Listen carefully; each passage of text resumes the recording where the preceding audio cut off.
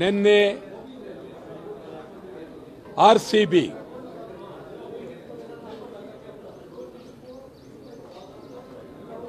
ಆ ಕ್ರೀಡಾಪಟುಗಳ ಮೆರವಣಿಗೆ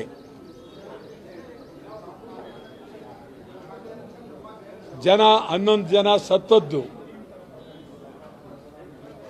ಅನೇಕರು ಗಾಯಾಳುಗಳಾಗಿ ಆಸ್ಪತ್ರೆಯಲ್ಲಿ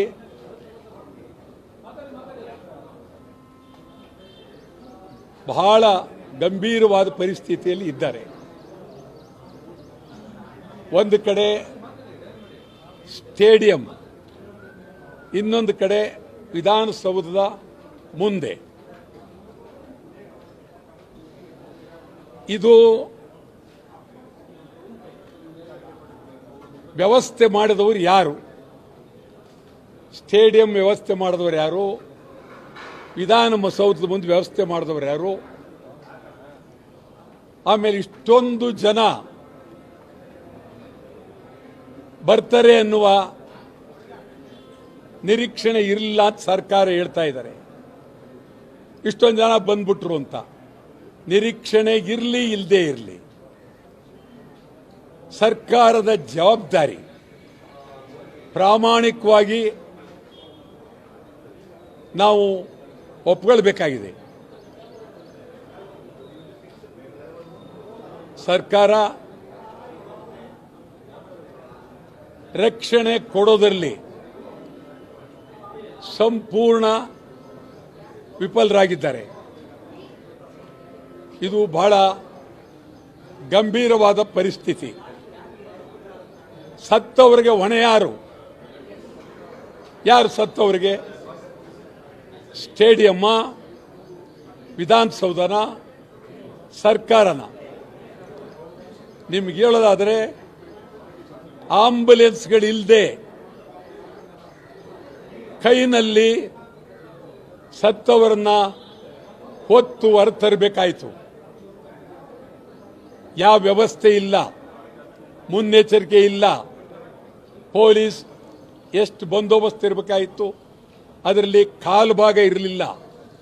ಇದೆಲ್ಲವನ್ನು ಸರ್ಕಾರ ವ್ಯವಸ್ಥೆ ಮಾಡಬೇಕಾಗಿತ್ತು. ಒಂದು, RCBಗೆ ನೀವು ಉತ್ಸವ ಮಾಡಿ, ಮೆರವಣಿಗೆ ಮಾಡಿ, ವಿಧಾನಸೌಧದ ಮುಂದೆ ಅವರಿಗೆ ಗೌರವ ಸೂಚಿಸ್ತಕ್ಕಂಥದ್ದು ಯಾವಾಗ ತೀರ್ಮಾನ ತಗೊಂಡ್ರಿ? ಯಾರು ಈ ತೀರ್ಮಾನಕ್ಕೆ ಹೊಣೆ? ಕಾರಣ ಏನು? ಈ ತೀರ್ಮಾನ ತಗೊಂಡಾಗ ನೀವು ಎಷ್ಟು ಲಕ್ಷ ಜನ ವಿಧಾನಸಭೆಯ ಮುಂದೆ ಬರ್ಬೋದು, ವಿಧಾನಸೌಧದ ಮುಂದೆ ಬರ್ಬೋದು, ಸ್ಟೇಡಿಯಂ ಮುಂದೆ ಬರ್ಬೋದು. ಇದು ನಿಮಗೆ ಗಮನಕ್ಕೆ ಬರಲಿಲ್ಲ ಅಂತಂದ್ರೆ ಗುಪ್ತ ಇಲಾಖೆ ಸಂಪೂರ್ಣ ವಿಫಲ, ಪೊಲೀಸ್ ಸಂಪೂರ್ಣ ವಿಫಲ, ಸರ್ಕಾರನೂ ವಿಫಲ. ಇದು ನಿಜಕ್ಕೂ ಬಹಳ ಗಂಭೀರವಾದ ಪರಿಸ್ಥಿತಿ. ಇದನ್ನ ಒಂದೊಂದು ನರಕ ನೇರವಾಗಿ ಕಾಣ್ತು. ನಿನ್ನೆ ನರಕ ಎಲ್ಲೂ ಹೋಗಬೇಕಾಗಿಲ್ಲ, ಸ್ಟೇಡಿಯಮ್ಮೇ ನರಕ ನಿನ್ನೆ ಕಂಡದ್ದು. ಒಬ್ಬೊಬ್ಬ ಪ್ರಾಣ ಕಳ್ಕೊಂಡಂತ ಬಂಧುಗಳು, ಅವರ ನೋವು, ಕಣ್ಣೀರು ನೋಡ್ತಾ ಇದ್ರೆ ನಿಜವಾಗ್ಲೂ ಬಹಳ ಗಂಭೀರವಾದಂಥ ಪರಿಸ್ಥಿತಿ. ಇದನ್ನ ಜಿಲ್ಲಾಧಿಕಾರಿ ಒಬ್ಬರು ತನಿಖೆ ಮಾಡಿ ಅಂತ ಹೇಳ್ಬಿಟ್ರು. ಅದರ ಬದಲು ಪೊಲೀಸ್ ಕಾನ್ಸ್ಟೇಬಲ್ ಕೊಟ್ಬಿಡ್ಬೇಕಾಗಿತ್ತು ತನಿಖೆ ಮಾಡಿ ಅಂತ. ಜಿಲ್ಲಾ ಇವ್ರಿಗೆ ಕೊಡೋ ಬದಲು ಒಬ್ಬ ಕಾನ್ಸ್ಟೇಬಲ್, ಇದು ವಿಧಾನಸೌಧ ಮುಂದೆ ನಡೆದಿದೆ, ವಿಧಾನಸೌಧ ಪೊಲೀಸ್ ಸ್ಟೇಷನ್ನಲ್ಲಿ ಕಾನ್ಸ್ಟೇಬಲ್ ಯಾರಿದಾರಪ್ಪ, ನೀನು ಇದು ನೋಡ್ಕೊ ಅಂತೇಳಿ ಕಬ್ಬನ್ ಪಾರ್ಕು ಸ್ಟೇಡಿಯಂ ಕೊಟ್ಬಿಡ್ಬೇಕಾಗಿತ್ತು. ಬಹಳ ಚೆನ್ನಾಗಿರೋದು. ಇದು ಈಗ ನಾನು ಹೇಳೋದು, ಇದು ಸಮಗ್ರವಾಗಿ ಹೊರಗೆ ಬರಬೇಕಾದ್ರೆ ಉನ್ನತ ಮಟ್ಟದ ಭದ್ರವಾದ ಹಾಲಿ ಹೈಕೋರ್ಟಿನ ನ್ಯಾಯಾಧೀಶರಿಂದ ಹಾಲಿ ಹೈಕೋರ್ಟಿನ ನ್ಯಾಯಾಧೀಶರಿಂದ ತನಿಖೆ ಆಗಬೇಕು. ಡಿಸಿ ಕೈಲೂ ಆಗಲ್ಲ, ತಹಶೀಲ್ದಾರ್ ಕೈಲೂ ಆಗೋದಿಲ್ಲ, ಪೊಲೀಸ್ ಕೈಲೂ ಆಗೋದಿಲ್ಲ. ಉನ್ನತ ಮಟ್ಟದ ಗಟ್ಟಿ ಇರುವ ಹೈಕೋರ್ಟಿನ ನ್ಯಾಯಾಧೀಶರಿಂದ ಸಮಗ್ರವಾಗಿ ತನಿಖೆ ಆಗಲೇಬೇಕು. ನಿನ್ನೆ ಆರ್ಸಿಬಿ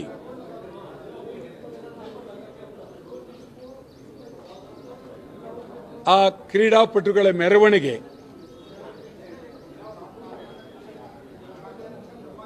ಜನ 11 ಜನ ಸತ್ತದ್ದು, ಅನೇಕರು ಗಾಯಾಳುಗಳಾಗಿ ಆಸ್ಪತ್ರೆಯಲ್ಲಿ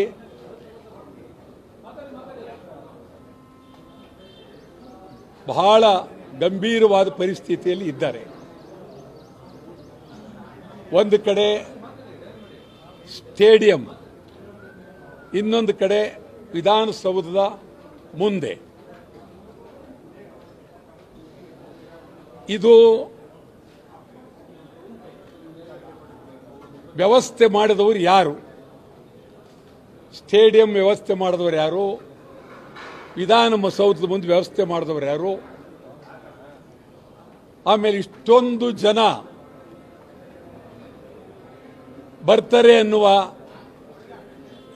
ನಿರೀಕ್ಷಣೆ ಇರಲಿಲ್ಲ ಅಂತ ಸರ್ಕಾರ ಹೇಳ್ತಾ ಇದ್ದಾರೆ.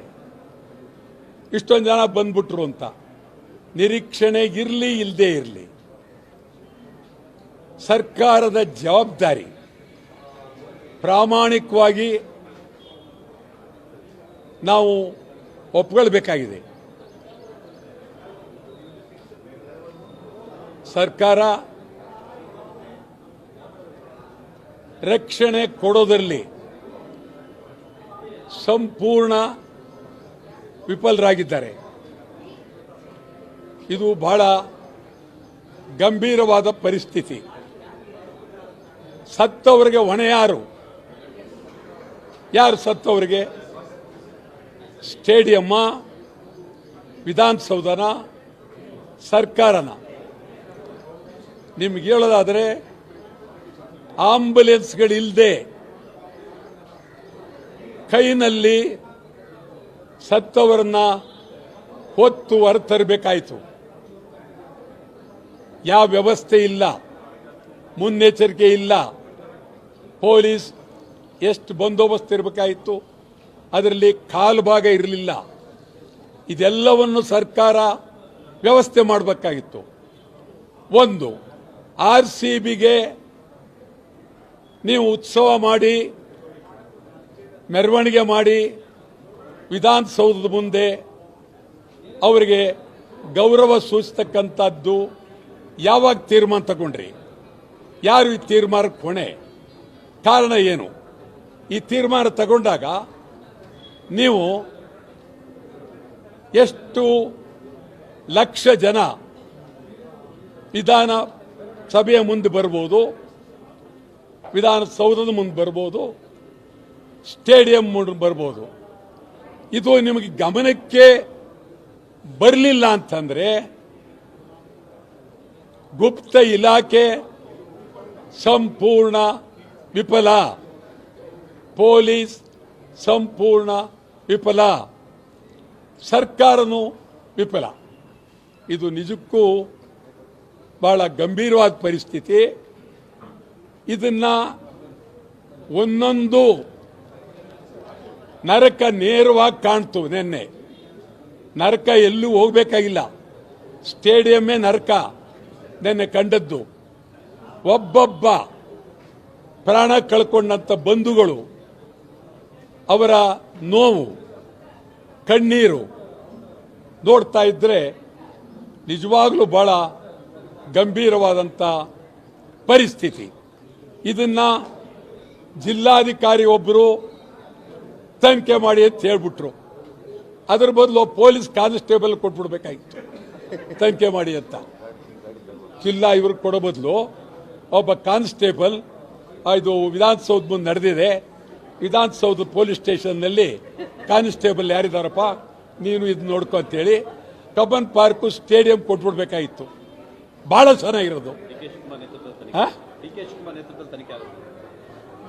ಇದು ಈಗ ನಾನು ಹೇಳೋದು, ಇದು ಸಮಗ್ರವಾಗಿ ಹೊರಗೆ ಬರಬೇಕಾದ್ರೆ ಉನ್ನತ ಮಟ್ಟದ ಭದ್ರವಾದ ಹಾಲಿ ಹೈಕೋರ್ಟಿನ ನ್ಯಾಯಾಧೀಶರಿಂದ